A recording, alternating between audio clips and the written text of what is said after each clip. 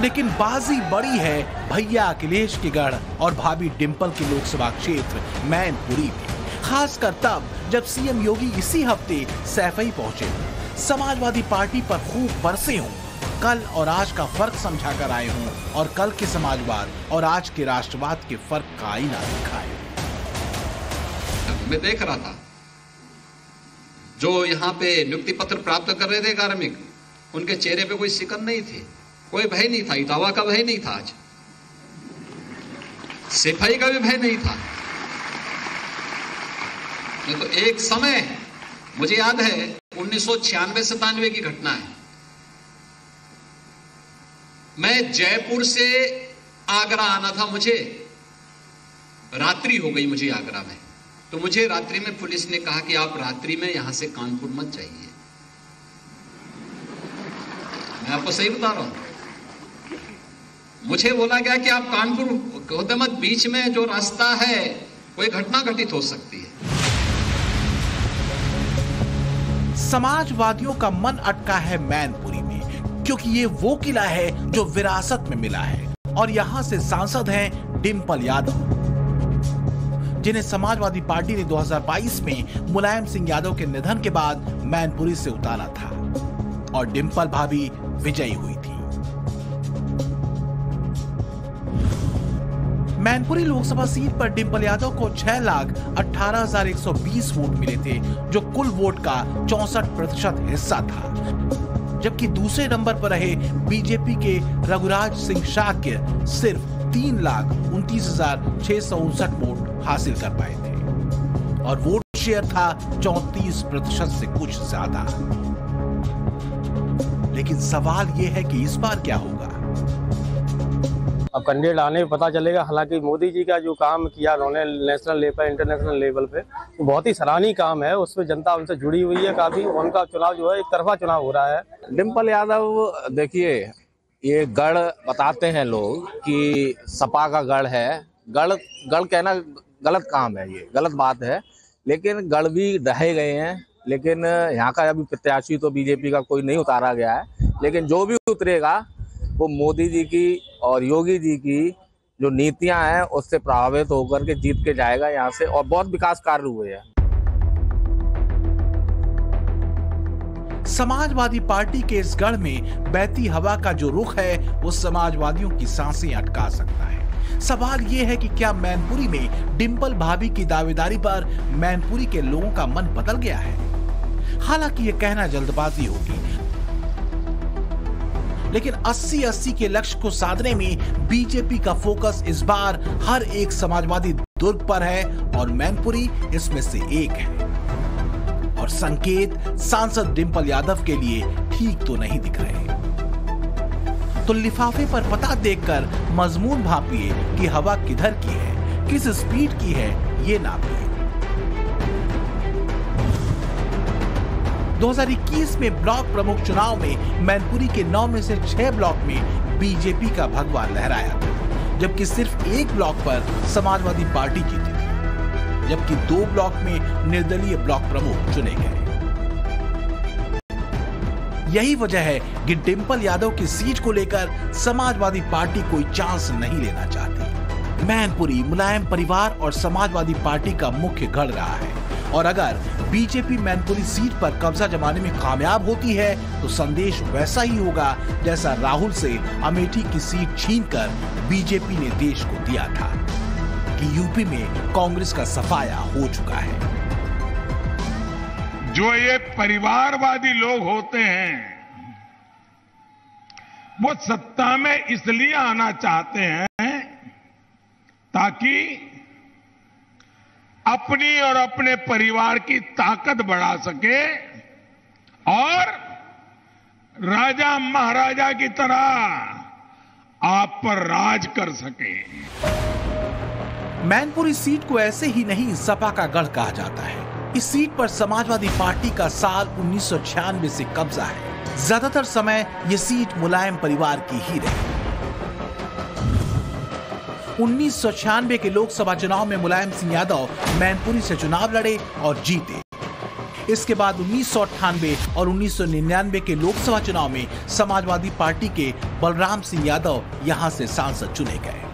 2004 के लोकसभा चुनाव में एक बार फिर मुलायम सिंह यादव मैनपुरी से जीते, लेकिन मुख्यमंत्री बनने के बाद उन्होंने इस्तीफा दे दिया और 2004 में कराए गए उपचुनाव में उनके भतीजे धर्मेंद्र यादव मैनपुरी से सांसद चुने गए।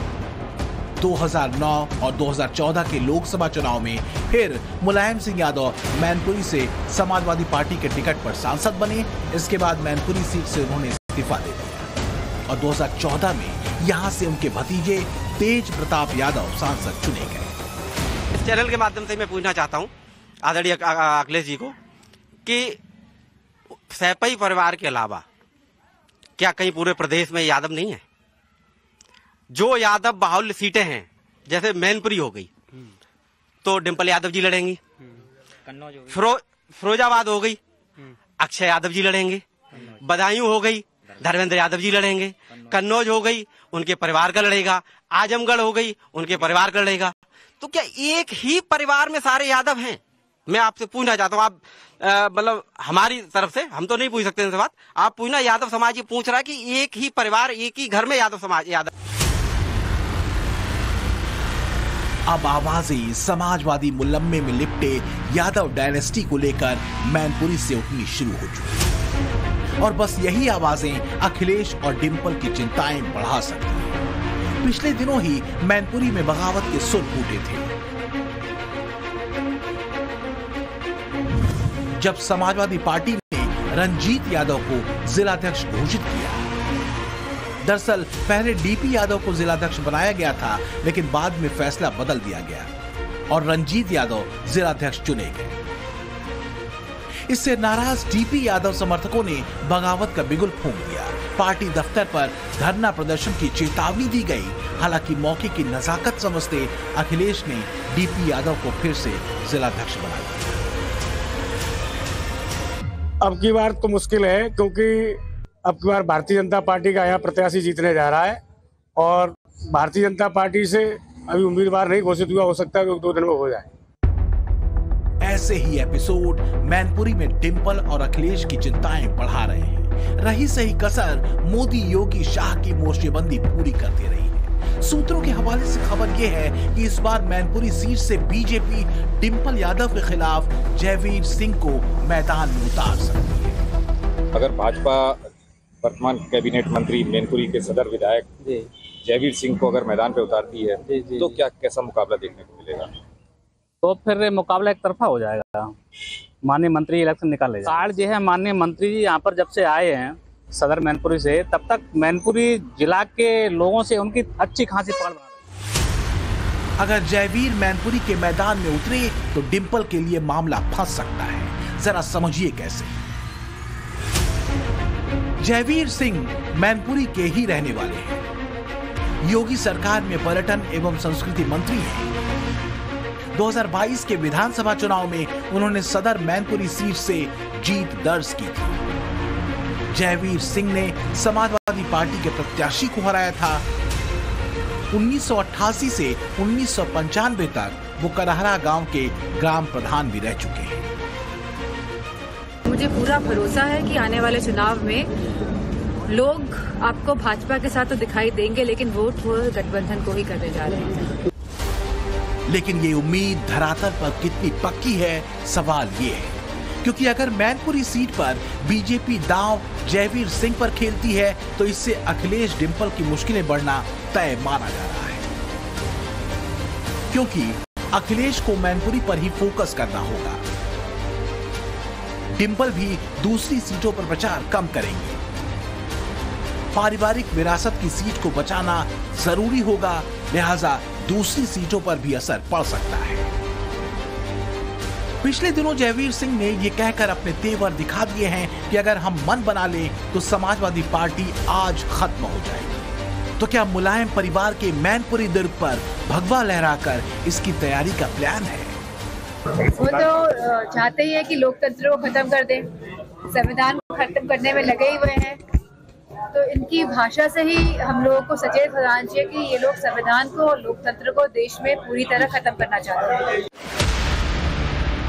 जैसे जैसे वक्त बीतेगा चुनावी रणभेरी बजेगी, मैनपुरी का सियासी तापमान भी चढ़ेगा। दूसरी तरफ विकास के काम के साथ ही सियासी चक्रव्यूह भी योगी तैयार कर रहे हैं। मुलायम परिवार के गांव सैफई से लेकर मैनपुरी तक बिना भेदभाव वाले विकास का संदेश लेकर। उत्तर प्रदेश सरकार कोई भेद नहीं करती। मुझे याद है पिछली सरकारों ने इस आयुर्विज्ञान संस्थान को नारियल फोड़ करके शुरू तो कर दिया था, लेकिन काम के लिए पैसा नहीं दिया था, टोकन मनी दिया था। टोकन मनी में 1 लाख रुपया दिया जाता था। अब बताओ 500 करोड़ जहां लगना वहां 1 लाख से काम होता है क्या? लेकिन समाजवादियों और डिंपल यादव का संकट एक नहीं है। मैनपुरी में एक बड़ा असंतोष समाजवादी पार्टी के यादव वोट के भीतर भी पनप रहा है, और ये वो वोट बैंक है जिसकी हिस्सेदारी यादव वोट में बहुत ज्यादा है। मैनपुरी में 35% यादव वोट है, लेकिन ये वोट बैंक 2 हिस्सों में बटा है, एक घोसी यादव और दूसरे कमरिया यादव।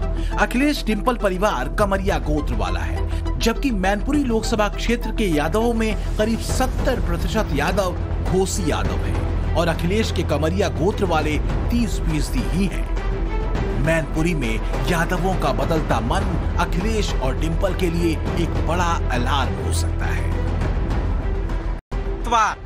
घोसी समाज ने ठाना है कि मैनपुरी में कमल खिलाना है। कमल खिलाएंगे, बिल्कुल बीजेपी में जाएगा, मोदी सरकार की तरफ जाएगा। हम कमल को ही वोट देंगे, चाहे कहीं खड़ो कर दो हमें। वोट तो सर डिंपल को अब सर घोसी समाज से नहीं मिलेगा सर। घोसी समाज का वोट नहीं मिलेगा डिंपल यादव को। नहीं जाएंगे, वो हार के जाएंगे अब की बार यहाँ से चुनाव। यादव लोगों ने, घोसी यादव लोगों ने यहाँ मन बना लिया है कि सब लोग बीजेपी के साथ हैं, तन मन धन से साथ हैं। अब की मैं यहाँ के जो यादव है वो घोसी है, और यहाँ कभी घोसी को कभी यहाँ बढ़ावा दिया ही नहीं गया सपा सरकार में, सिर्फ कमरिया को दिया गया है। इसलिए घोसी लोगों ने मन बना लिया है अब की बार कि सब लोग मोदी सरकार के साथ रहेंगे।